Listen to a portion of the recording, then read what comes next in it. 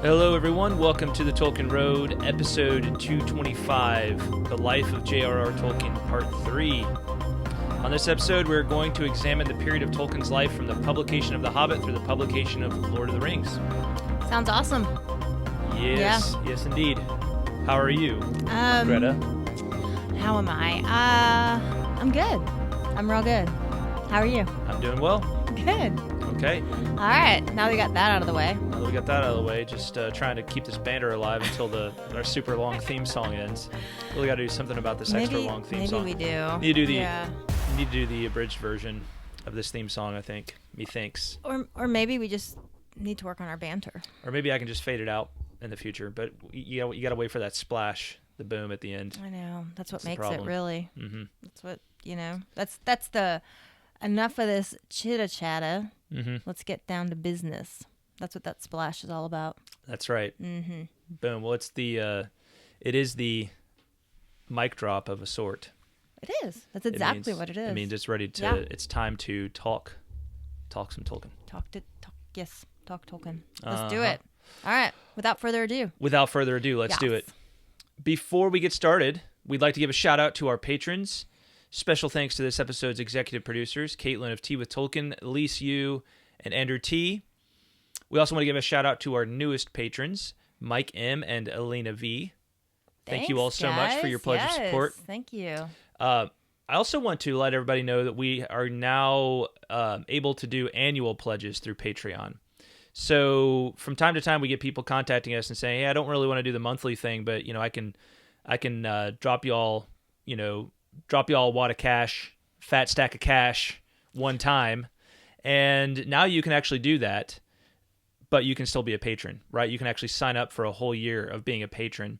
And what's cool about that is you can actually go over to patreon.com/Tolkien Road, pick the tier you want to sign up for, and then you will, if you do the annual thing instead of the monthly thing, right now you'll get 2 months free, right? You get 2 months of patronage with the Tolkien Road for free. So we're kind of cutting you a deal because this is a new thing. We're only going to be doing that for a limited time. Not sure exactly how long just yet, but at some point that 2 months free will drop down, to some lower level, maybe like 1 month free or something like that. So if you want the 2 months free, it's the best deal we can give you. And so you need to go act on that now and, start off 2021 the right way. Yeah. I can't think of any righter way. Which experts agree is becoming a patron of the Tolkien Road. Scientific research also backs it up. Science. Yep. Mm-hmm. Science and experts. Yeah. So do it. Well, shout out to those who already annualized their pledges, by the way.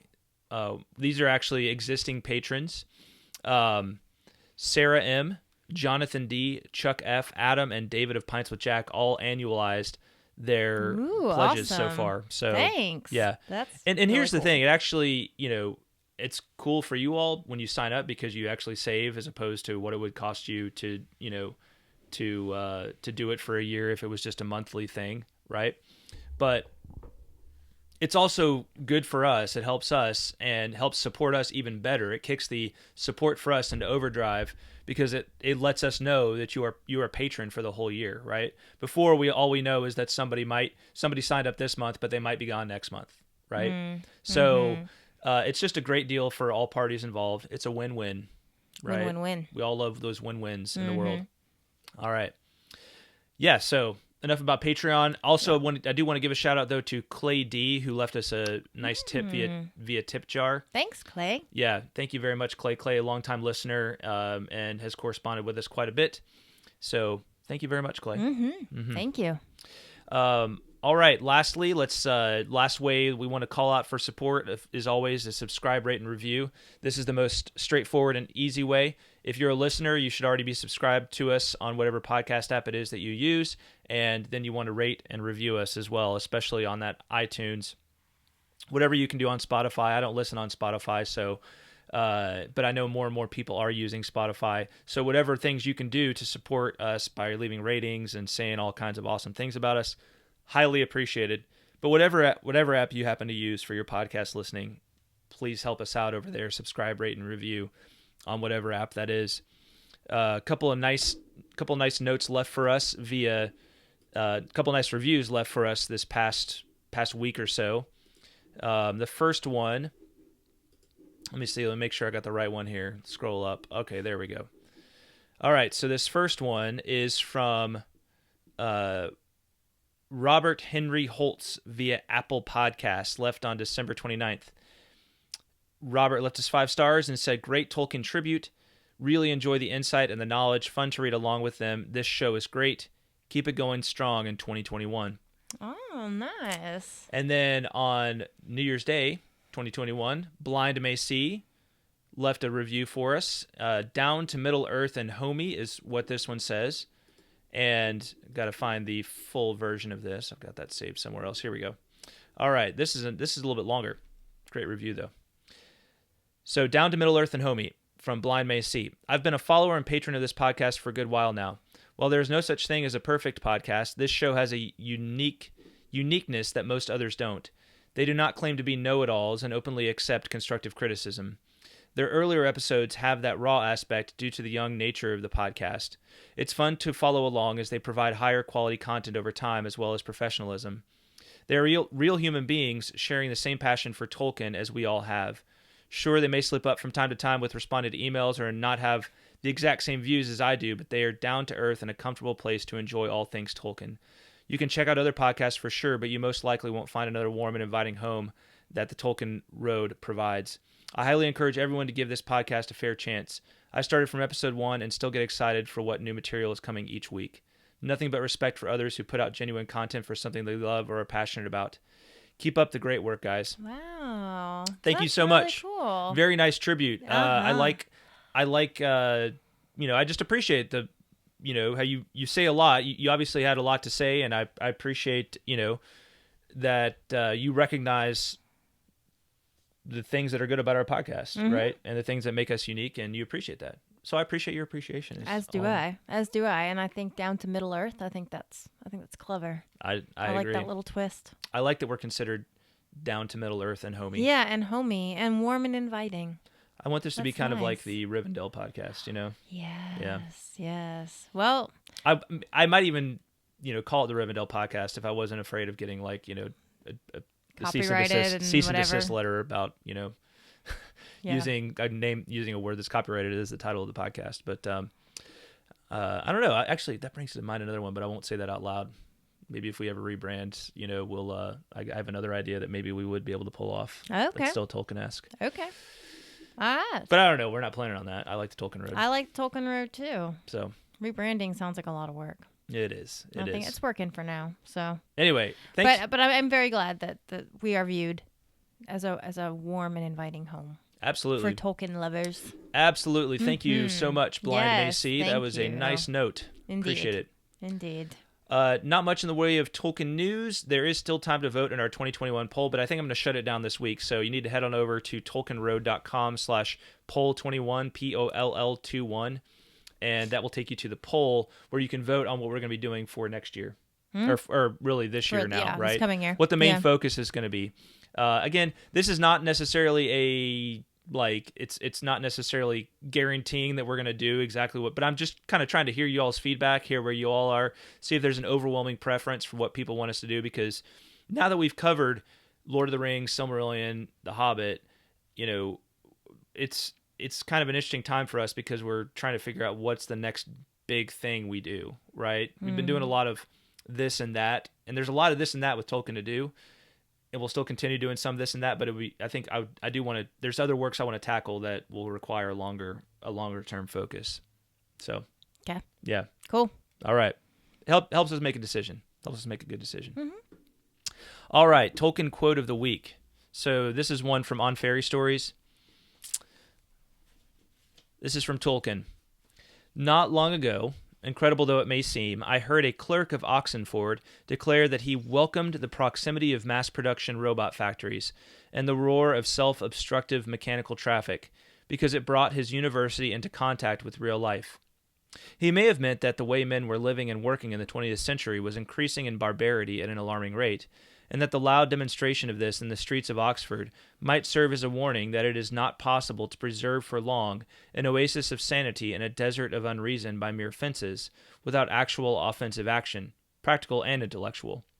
I fear he did not.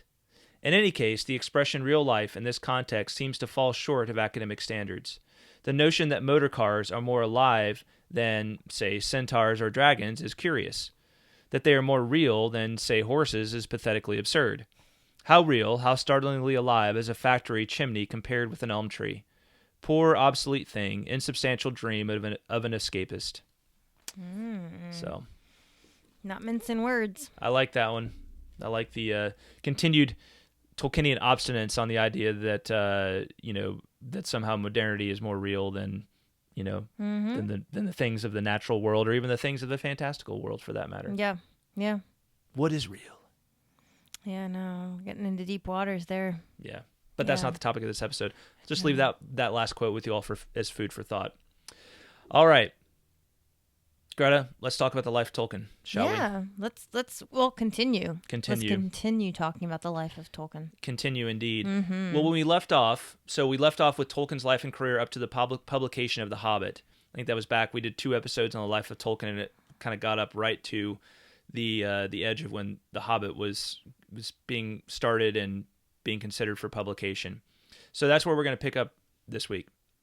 On this episode, we'll be looking at the publication of The Hobbit and Tolkien's epic journey to create the new Hobbit, a.k.a. Lord of the Rings. All right. So The Hobbit seems to have originated very early in the 1930s, perhaps even before then, as impromptu adventure tales told to his children. Eventually, he began to write them down, but as the boys grew older, he actually abandoned the story. So this is still in like the early to mid 1930s. Tolkien began telling the stories of The Hobbit, and they were kind of impromptu adventure tales that he told to his sons when they were still fairly young, right? So 1930s, and even maybe even starting in the late 20s, John, the eldest, would have been 12 in 1929, 13, 14, 15. So Michael and Christopher would have been a little younger than that. So, they liked hearing these adventure stories that Dad would tell. Yeah. So that's kind of where they seem, the various adventures that Bilbo is involved in had their kind of seed form in these impromptu tales that Tolkien would tell. So it didn't really start out as a cohesive story. Apparently not. Okay. Now, it's all, I think the history of it is all a little mysterious. Sure. Right? Yeah. We're going to see that it's very mysterious, especially as compared to the development of the Lord of the Rings, because he started telling the Hobbit stories before anybody had any interest outside in these stories outside of his sons, right? This was purely just like a thing for fun, right? Okay. So he wasn't documenting any of it. There's not a lot of it's not like he sat down with the intent of writing a work. He eventually got to that and started writing some of these things down, but it seems that he abandoned the manuscript before he'd had a chance to really show it to many people and have anybody seriously consider it. But apparently he showed it to enough people to where there was a little bit of word of mouth about it. So it was a fateful meeting between a former student, Elaine Griffiths, and an Allen and Unwin staff member, Susan Dagnall, that gave new life to the story. So I'm going to be using a lot of references from Humphrey Carpenter's biography, which is, it's kind of the authorized, I guess you could say, biography. I think that's the right term. The authorized biography. That's what it says on it. So, and it's really great. Again, I know we've recommended it before, but if you want to know the life of Tolkien, you should pick up Humphrey Carpenter's biography of J.R.R. Tolkien. It is the authorized version. So here's the story as Carpenter tells it. One of the few people to be shown the typescript of The Hobbit was a graduate named Elaine Griffiths, who had been a pupil of Tolkien's and had become a family friend. Upon his recommendation, she was engaged by the London publishers George Allen and Unwin to revise Clark Hall's translation of Beowulf, a popular undergraduate crib. One day in 1936, sometime after The Hobbit had been abandoned, a member of Allen and Unwin's staff came down to Oxford to see Elaine Griffiths about the project. This was Susan Dagnall, who had read English at Oxford at the same time as Elaine Griffiths and indeed knew her well. From her she learnt of the existence of the unfinished but remarkable children's story that Professor Tolkien had written. Elaine Griffiths suggested that Susan Dagnall should go to Northmoor Road and try to borrow the typescript. Susan Dagnall went, met Tolkien, asked for the typescript, and was given it. She took it back to London, read it, and decided that it was certainly worthy of consideration by Allen and Unwin. But it stopped short just after the death of the dragon. She sent the typescript back to Tolkien, asking him if he would finish it, and preferably soon, so that the book could be considered for publication in the following year. Tolkien got down to work. On the 10th of August, 1936, he wrote, "The Hobbit is now nearly finished, and the publishers clamoring for it." He engaged his son Michael, who had cut his right hand badly on a school window, to help with the typing, using his left hand. The whole labor was finished by the first week in October, and the typescript was sent to Allen and Unwin's offices near the British Museum, bearing the title "The Hobbit" or "There and Back Again." So that's kind of how it came to be in Allen and Unwin's hands, and considered for publication. So it sounds like, he did eventually start writing some of it down, but never finished it, Right. and kind of put it aside maybe, and then just by chance his former student mentioned it to an Allen and Unwin staff member, Susan Dagnall, and then that's what kind of brought it to the attention of Allen and Unwin as desires to publish it. And so some people may be familiar with Stanley Unwin and then the story of his son and writing the review of the book. After Stanley Unwin's son Rayner gave a favorable recommendation of the book to his father, The Hobbit was set for publication and hit the shelves on September 21st, 1937. Yeah, so that's kind of a somewhat better known part of the mythology of how The Hobbit came to be, is that Rayner, the son of Stanley, the little kid, his dad basically his mentality was, well, I'm going to give it to my son, pay him to read it, and then write a report of it, and then if he likes it, then that means that probably other kids are going to like it too, right? And it'll probably be a win for the company, right? Yeah, it's a good deal for Rayner too. Good deal for Rayner, yeah. So he's and it's cool for him because he's a part of the mythology. He actually, I think we're going to see him again a little later on, because he kind of figures in as he enters the family business as he grows up, and so he actually plays a significant role in the publication of Lord of the Rings as an adult. Okay. So cool. Yeah. Very cool. Yeah, very cool. It'd be cool to have been him for that very reason, right? I mean, how cool would that be to be like, I read this before anybody knew it, and then I played a part in bringing the greatest novel of all time into existence in Lord of the Rings. Yeah. That's a good legacy to leave. Amen to that. Yeah. All right. And then thanks to a favorable review of the book by C.S. Lewis, the book's first printing had sold out by Christmas of that year. A second printing was ordered, and the book began to move into foreign markets, seeing its first American printing in 1938. Oh my gosh, I totally didn't even put that together. What? It would have been published in the UK first. Duh. Yeah. I just automatically pictured it at Barnes and Noble. Down the street from where we live. No, that's not where it started. Yeah, not on the first printing, but it didn't take long. But I thought it would be interesting for us to read this review by C.S. Lewis that first appeared in the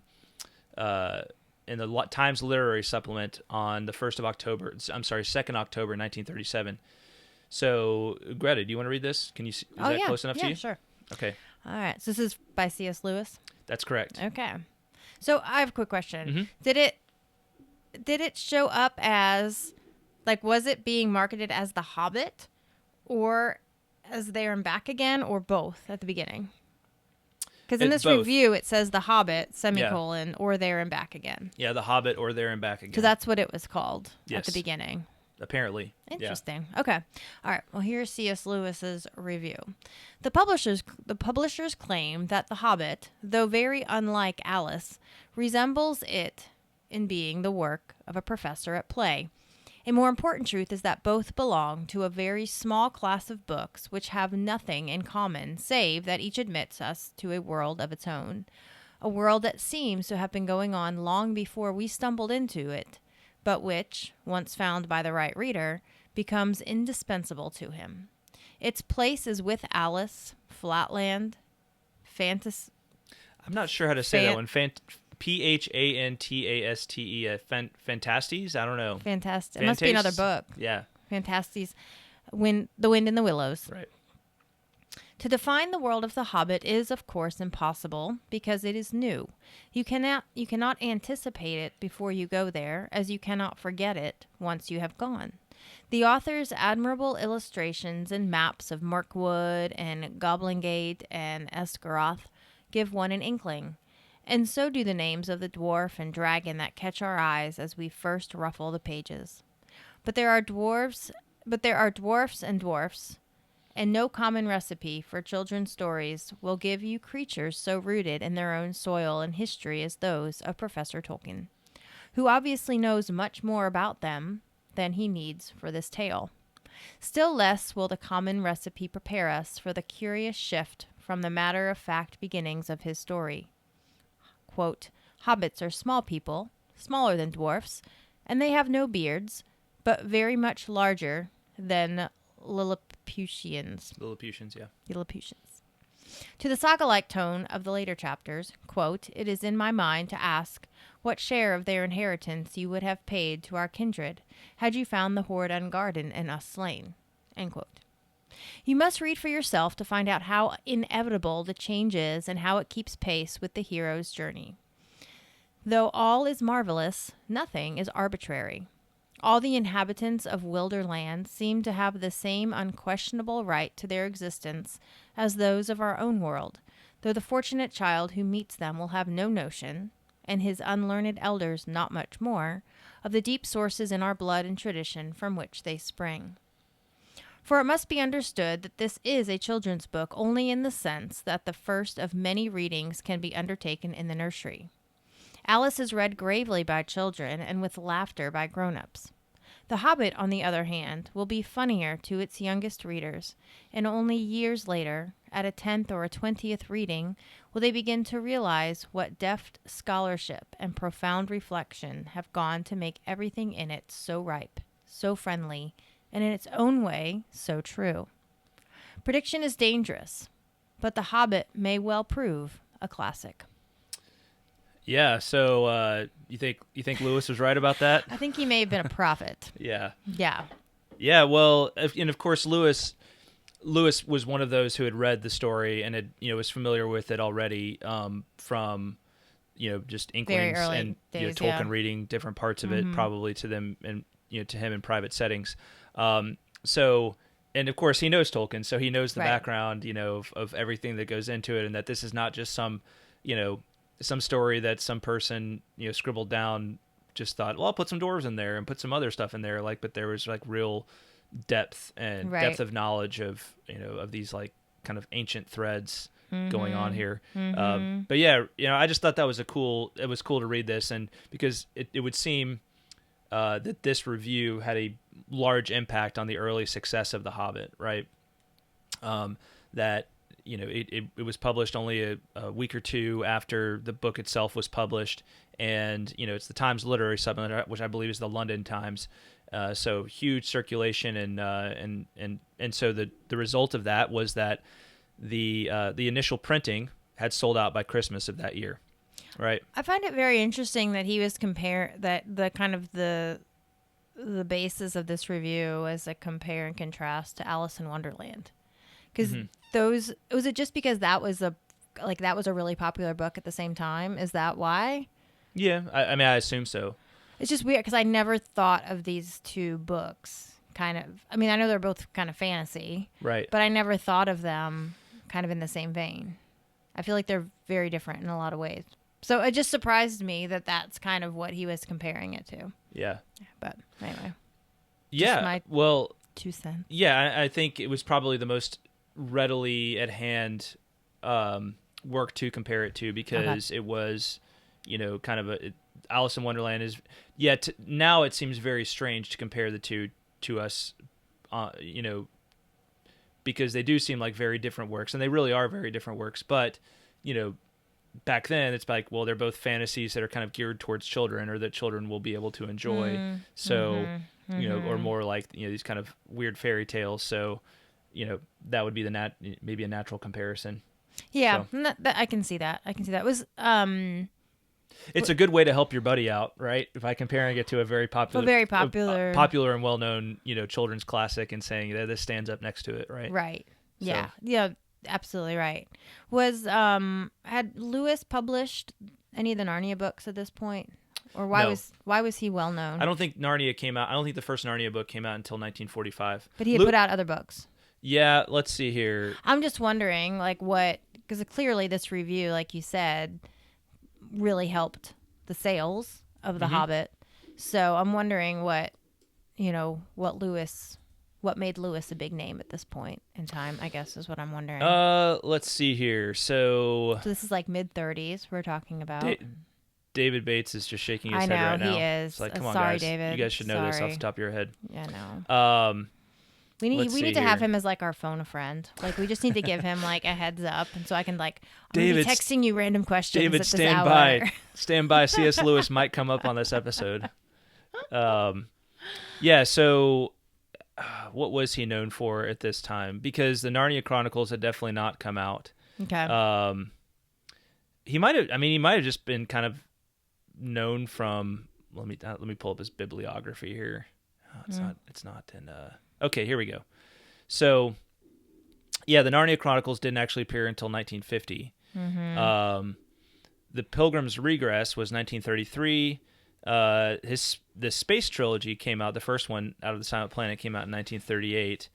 Let's see. Let me go back and see, because I'm not sure when. The Allegory of Love came out in 1936. So I'm not sure if C.S. Lewis was like necessarily like a huge name just yet, but I think he was well known in like literary circles, Okay. and just academic circles as well. Remember, C.S. Lewis, like Tolkien, C.S. Lewis was like a big personality, right? Like he was like he was just like, he walks into a room and like everybody like gravitates towards everybody, or everybody gravitates towards him, listens to what he has to say. He's like kind of a booming presence, and then. So Lewis, I think, was just kind of known somewhat on that level, especially in academic circles and literary circles. But then you have Tolkien, and so Tolkien was like the quieter guy who Lewis is like Lewis looks to, right? Yeah. They balance each other out well. Yeah, exactly. They were, and so they were complementary. Yeah. So. Good question. That was a good question. Yeah, Thanks. Good question. Thanks. And sorry I wasn't more prepared to answer it well. That's okay. So, I'm just trying to keep it real. And sorry, David, if I butchered any of that as far as the story of C.S. Lewis. We'll accept your feedback and correction. We will. Gladly. A second printing was ordered after the first printing sold out by Christmas of that year, and the book began to move into foreign markets, seeing its first American printing in 1938. So, there you go. I think we already said that. But it's good. Yeah, no. I said the first printing sold out, but then I didn't get to the second part. I don't think. No, Maybe I did. You did, because I made the comment about how I just assumed it was printed here in America first, but it wasn't. Anyway, so yeah, Okay. So the first American printing. If you insist, I do insist. So the first American printing was about a year later. We check the replay on that. We can instant replay. Mm-hmm. Are you gonna challenge? Go under you the gonna throw your challenge flag, Johnny? Throw that red flag onto the desk as we record. Yeah, what were you gonna say? I don't even remember. Just causing problems. Just throwing a wrench in my flow. That's how I roll. How I row. Yeah, no, I was just it was basically a year later between the UK printing and the American printing. Yes. Well, I think it may have been early 1938. So a few months, maybe. A few months. Okay. Because it was September of 37 that it was initially printed. Okay. All right. Good. So The Hobbit was a success. Yes. C.S. Lewis was correct. It is indeed a classic. For sure.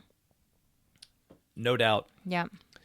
Time will tell, as they say, and time has told us. And continues to tell us. Indeed. All right. So, of course, any successful work of art inevitably leaves its fans, and especially its patrons, clamoring for another.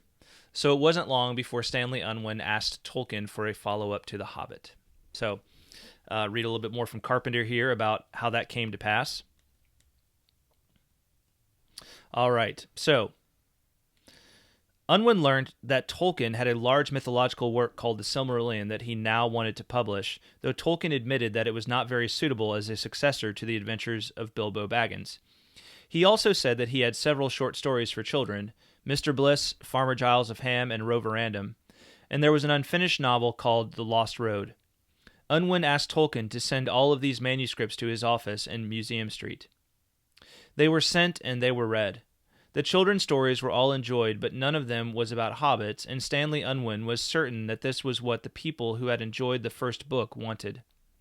As for The Lost Road, it was obviously unsuitable for a juvenile audience, but The Silmarillion presented a more complex problem. So, the bottom line in all of this is he didn't have any more Hobbit stories, right? Everybody wanted Hobbit stories because the book's called The Hobbit. Nobody thought of it. Nobody calls it There and Back Again anymore, even though that's a cool name, right? Everybody calls it The Hobbit even to this day, and I'm sure they were back then. And everybody knew hobbits, right? The hobbits are the thing that makes the book most accessible to people who are new to the world, and he didn't have any more Hobbit stories. So Yeah. he wanted the Silmarillion. The Silmarillion was the closest thing to his heart. He wanted that to be published, but didn't have any hobbits. Didn't have any hobbits. He knew it was going to be, a hard sell to make that happen. So it seems that in late 1937, he had been inspired to start a new story about hobbits. And so he called this new story The New Hobbit. Creative. It's logical. Right. Yeah, it's logical. Can I ask something real quick? Mm-hmm. Did he ever finish that book, The Long Road, or what was it called? No, I don't believe he did. It's actually The Lost Road. The Lost Road. The Lost Road is actually part of the History of Middle Earth series. Oh, it is. Yeah, so eventually we'll talk about that. So okay. But yeah, it seems that in 1937 he started this new story about hobbits. So I mean, it's just a few months really after The Hobbit itself is published that he starts kind of concocting a new story about hobbits. And but The New Hobbit proceeded in fits and starts. In fact, by 1939, the story still had a long way to go from its final form, but he had settled on the title Lord of the Rings and had made the definitive decision that another Hobbit, not Bilbo, was to be the story's chief protagonist. So there's actually, and also in the History of Middle-earth, you can see the development of the story over time. And the original name, for example, of Frodo was Bingo. Right? Bingo Baggins, right? And there's, it's really funny. Like it's really fun to see like the development of the different names and that sort of thing. I think with one thing I did mention with The Hobbit, the original name of Gandalf, get ready for this. Original name of Gandalf? Mm-hmm. Bladorthin. Bladorthin. I think that's right. That's either Gandalf or Smaug. I think it was Bladorthin though. Yeah. How can you mix those two up? Well, I'm just saying. Oh, and Strider was originally Trotter. Trotter. Yeah. So I think he was smart to improve on these names. I think Frodo is a step up from Bingo. I think Gandalf is definitely a step up from Bladorthin, and Strider is a step up from Trotter. Yeah. I would hardly agree. Now we're gonna have that one listener named Bladorthin who was just getting ready to like leave us the biggest donation ever, and he's gonna be like, forget you guys. Never mind. Psych. Yeah. All right. Also in 1939, Tolkien delivered the lecture on fairy stories at the University of St. Andrews. Understanding now that it was composed and delivered in the early stages of composing Lord of the Rings, one can see that Tolkien is almost delivering a manifesto on what he intends to do with his Hobbit sequel. It is not enough to write a fantastical story geared towards children. Tolkien aims to create something that is both fantastical and has the semblance of actual reality and history. So Tolkien has been reflecting some on his first big success with The Hobbit, and he realizes, I started to change this as we got deeper into the story, but it starts off in kind of this somewhat childish way. And is that really what I want to do with my book, with this new book, right? So it's interesting to read on fairy stories kind of in that context of he's early on in composing Lord of the Rings, but he's starting to wake up to like what he's dissatisfied with about The Hobbit, right? And what he wants to change in the Lord of the Rings. Yeah. So it's a pretty pivotal moment, that they asked him to give this lecture and gave him time to kind of think about his own theory of fantasy, if you will. His whole philosophy, and it's interesting how, the timing of that, and how that lecture, changed possibly in a very big way what his trajectory, which resulted in what we now know as Lord of the Rings. It could have been very different had he not Yeah. given that lecture at that time. Absolutely. There's so much it's really interesting to couch to couch the history of a great book and the life of its writer, because you can just see how there's like kind of these fateful turns with the timing of certain events that helped Lord of the Rings become Lord of the Rings, right? It was, I mean, Lord of the Rings, and we'll get to this on the next episode, but Lord of the Rings was published in 1954, 17 years after The Hobbit, right? I didn't realize it had that was that long of a span. It's kind of crazy that anybody even took Tolkien serious, like that the publishers even took him seriously enough at that point to want to publish it again. So was there anything that came out between The Hobbit and Lord of the Rings that he wrote? I mean, obviously no major works. I mean, he had other things that came out, like short stories and like Leaf by Niggle was released and some other minor works, but no, I mean, Lord of the Rings did not come out until 1954.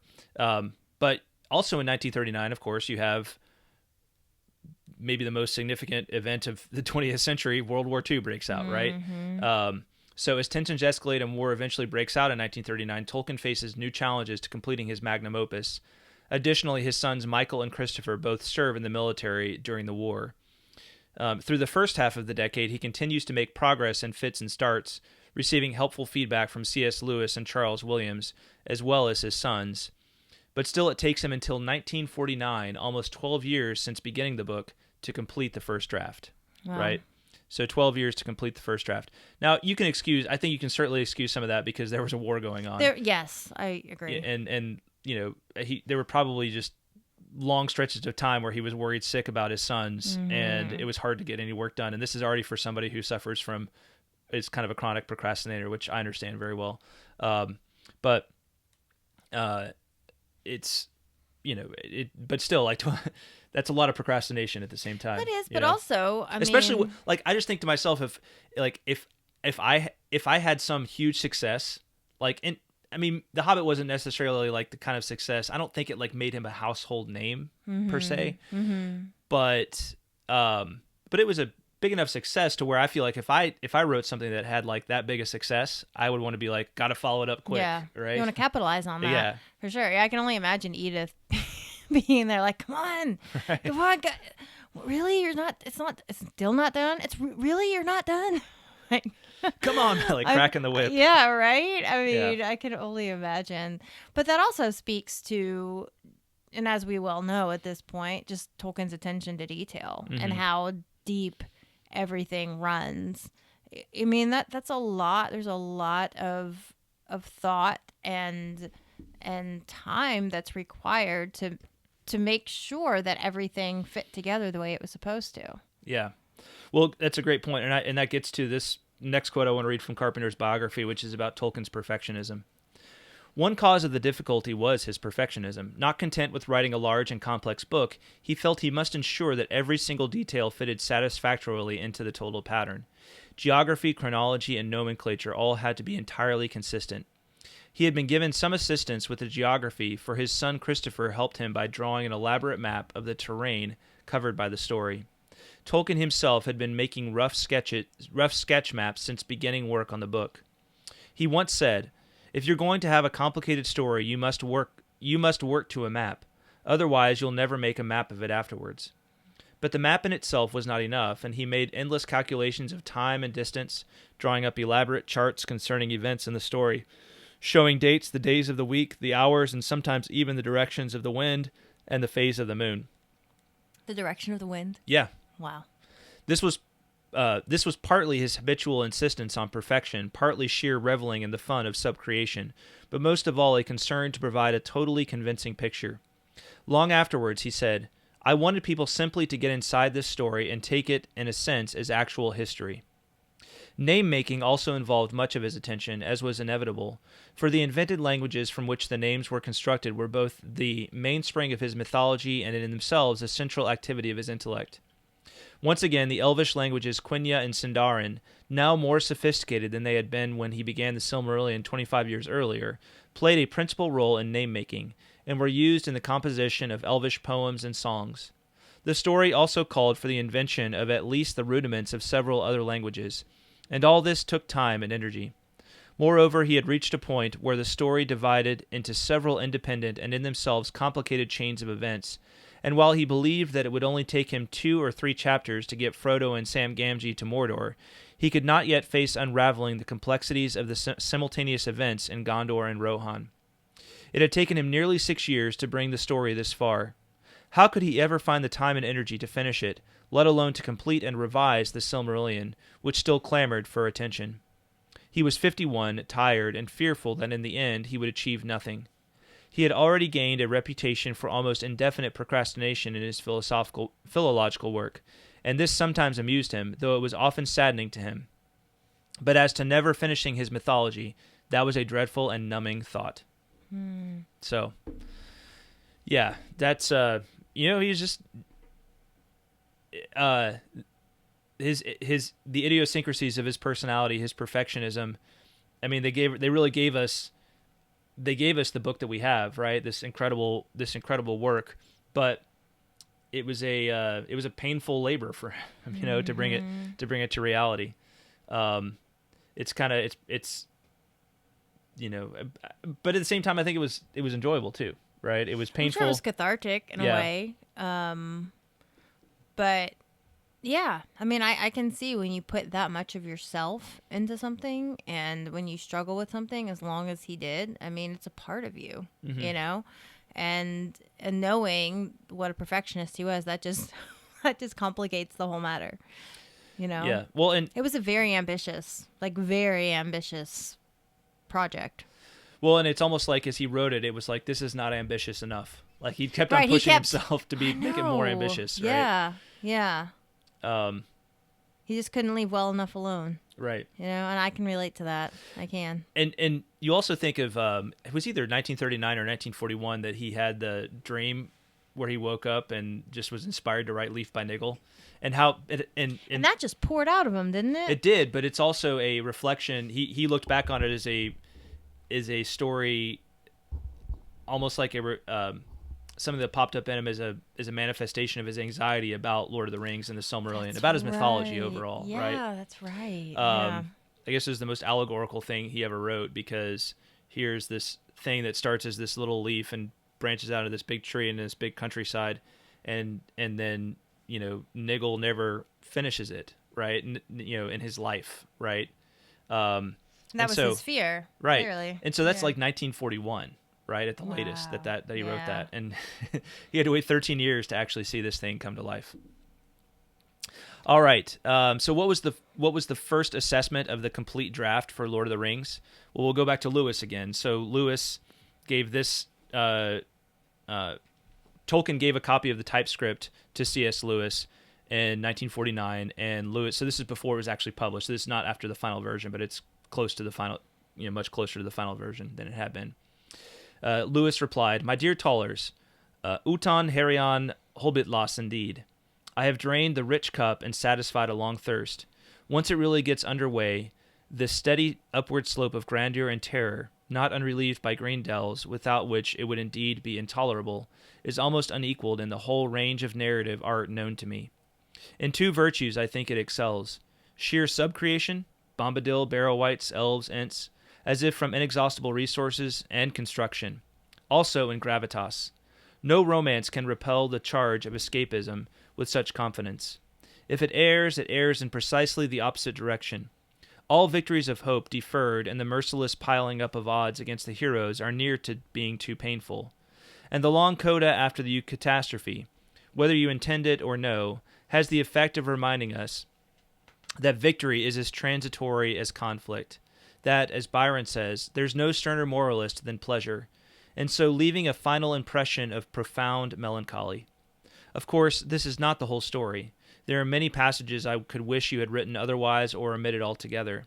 If I include none of my adverse criticisms in this letter, that is because you have heard and rejected most of them already. Rejected is perhaps too mild a word for your reaction on at least one occasion.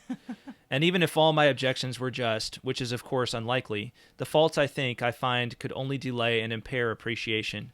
The substantial splendor of the tale can carry them all. Ubi plura nitent in carmine non ego paucis offendi maculis. I'm not really sure what that means because I don't know Latin very well. But he finishes, I congratulate you. All the long years you have spent on it are justified. Yours, Jack Lewis.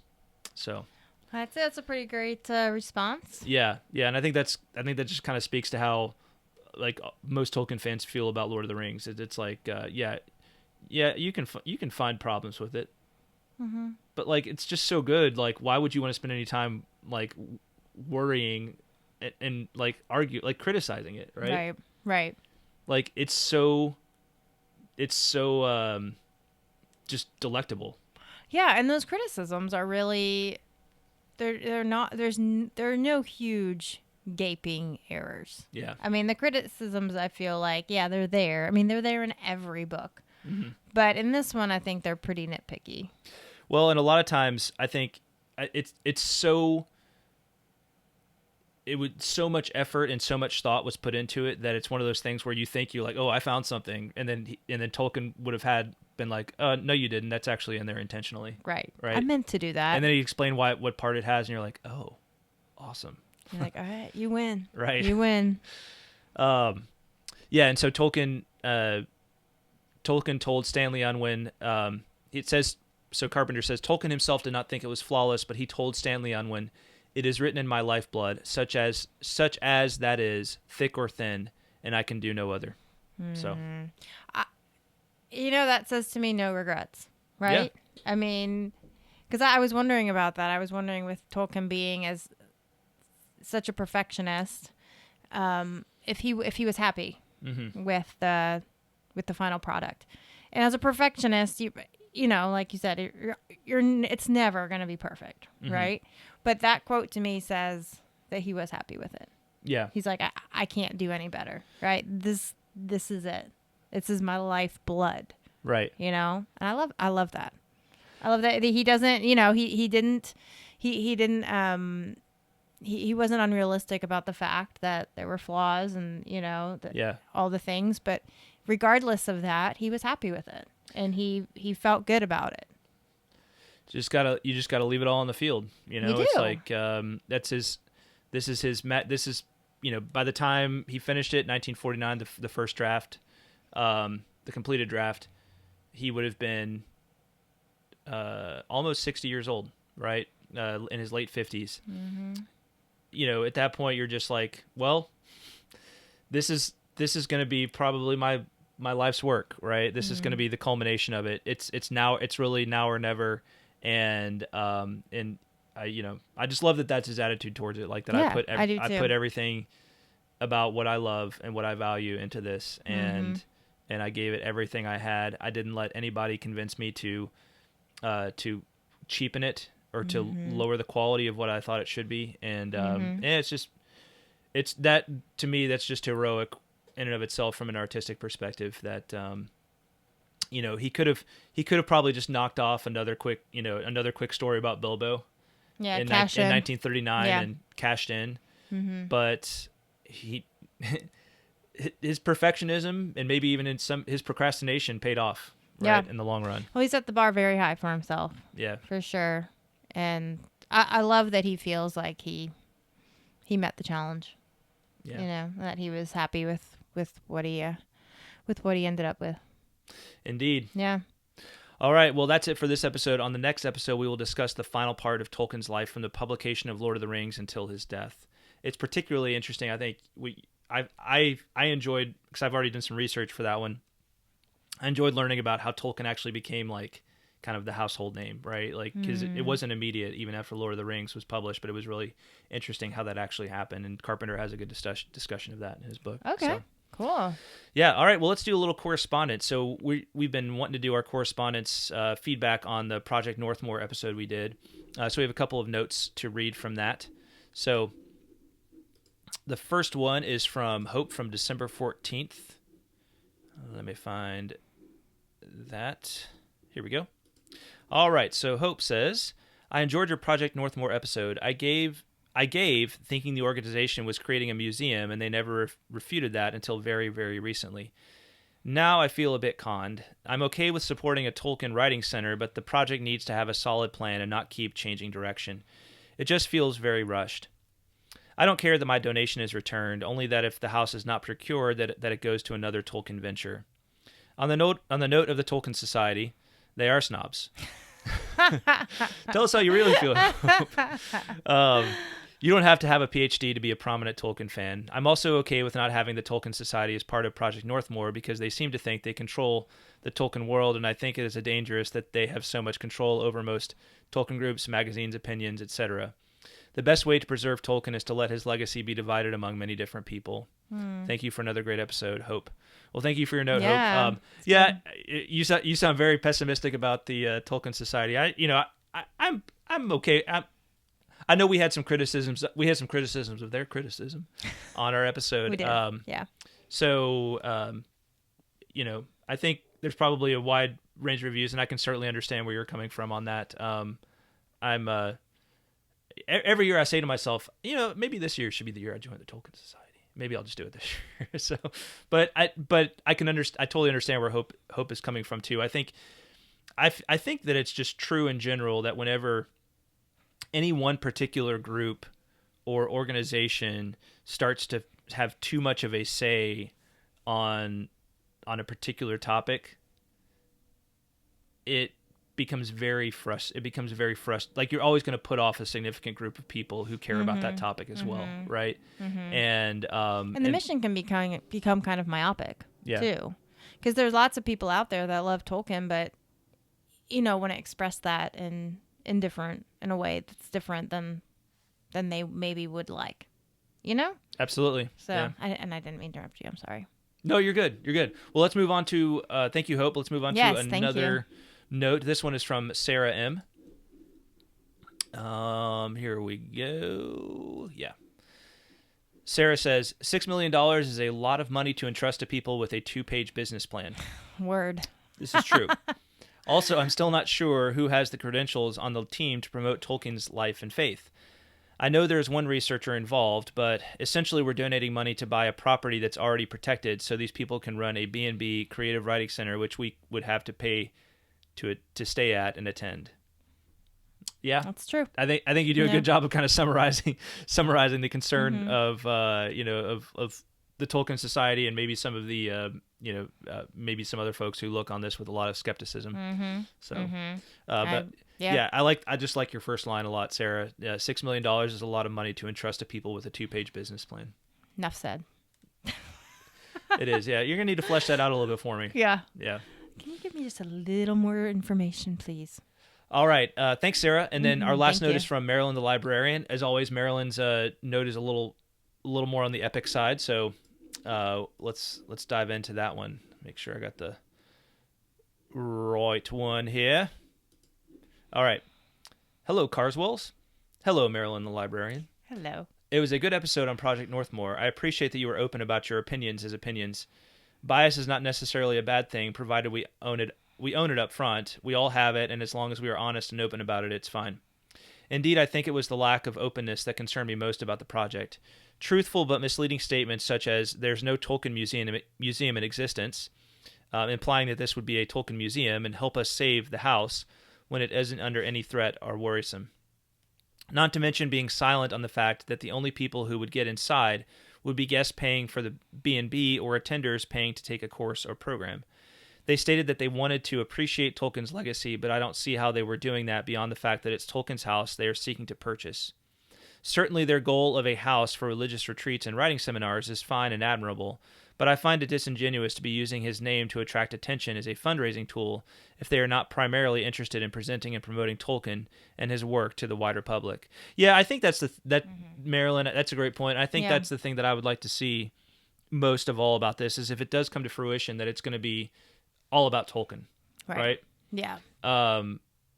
Like it just needs to be, like, even as a writing center, I don't know, like, that's, like, to me, that should be, like, almost a secondary purpose if it's even going to be part of it.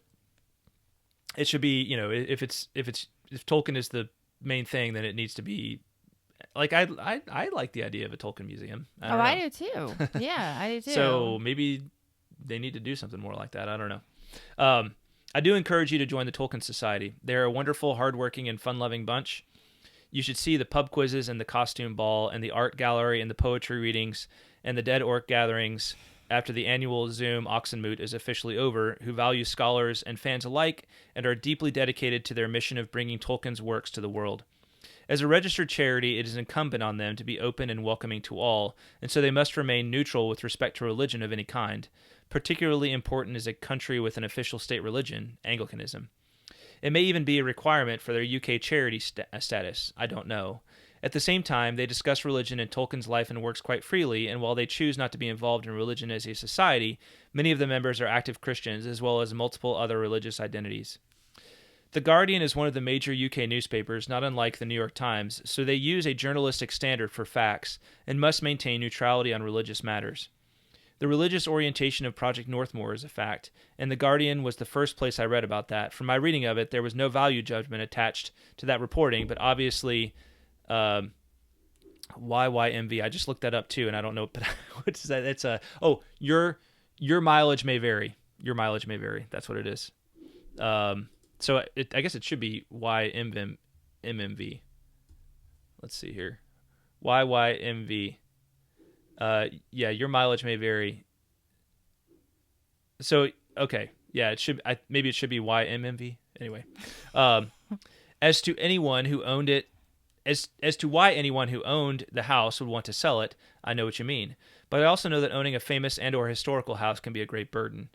Often there are restrictions on what you can do with the building, how you can decorate it, etc. And how many people a day do you suppose there are who stand outside it taking pictures, as I did 2 years ago?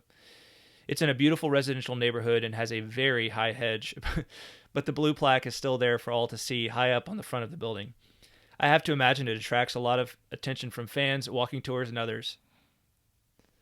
You're standing on someone's property. That thought just popped into my head y'all might know that we are Mm-hmm. huge fans of the television show Breaking Bad, and when we were in Albuquerque, New Mexico a few years ago, we absolutely stopped by the Walter White house. You know we did. And got yelled at by the lady who lives there. Bless her heart. Even though we were like a good block away. There's a big fence around it now, and we did not throw a pizza on the roof. We didn't. People have done that, and they should. That's really maybe it was funny the first time, but it's never funny again, and you deserve to be arrested for doing that. Somebody lives there. Anyway, it's a tough world. I totally get that, Marilyn. It's tough it's probably tough to be the owner of a house like that, especially if you live there and have to deal with people who probably want to get the cooler picture, than everybody else, and be like, this is where, get up real close to the window and be like, this is where Tolkien, wrote most of the Hobbit. Like, let's climb up on the roof and see if we can get a picture into the attic, right? Or something like that. Yeah, right? that would be annoying. Yes. That would be annoying for sure. So, but I also kind of wonder, I mean, if you just stay in your house, you wouldn't even know that they were doing that.